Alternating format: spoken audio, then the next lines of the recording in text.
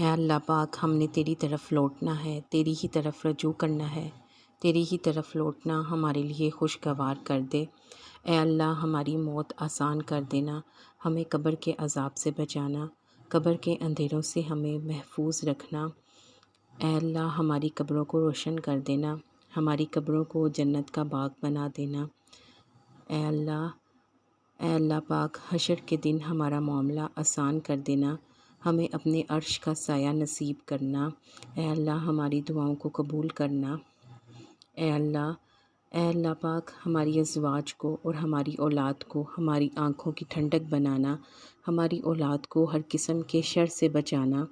اے اللہ پاک، ہمارے بچوں کو ہر قسم کی گمراہی اور بیماری سے بچانا۔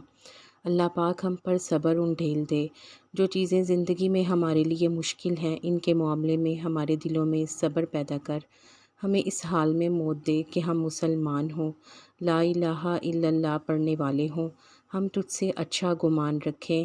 یا اللہ، تو ہمارے اس گمان کو قبول کرنا۔ اللہ پاک، ہمارے دلوں کو ٹیڑھا نہ کرنا، ہمیں ایمان پر ثابت قدم رکھ۔ اے اللہ پاک، ہم بہت گنہگار ہیں، ہمارے گناہوں کو بخش دے، ہمیں آگ کے عذاب سے بچانا۔ اللہم اجرنا من النار۔ یا اللہ، ہم اپنی ناسمجھی، اپنی کوتاہی اور اپنے گناہوں کا اعتراف کرتے ہیں۔ یا اللہ، تو اس معاملے میں ہمارے لیے آسانیاں پیدا کر دے۔ ہمارے جو بہن بھائی اس دنیا سے رخصت ہو گئے ہیں، یا اللہ، ان کے معاملے میں بھی آسانیاں پیدا کر دے، اور ہمارے مرنے کے بعد بھی ہمارے لیے آسانیاں پیدا کر دے۔ یا اللہ، یا اللہ، ہم نے جو تیرے حق میں کوتاہی کی ہے، ہمیں اس کی معافی دے دے، ہمیں بخش دے۔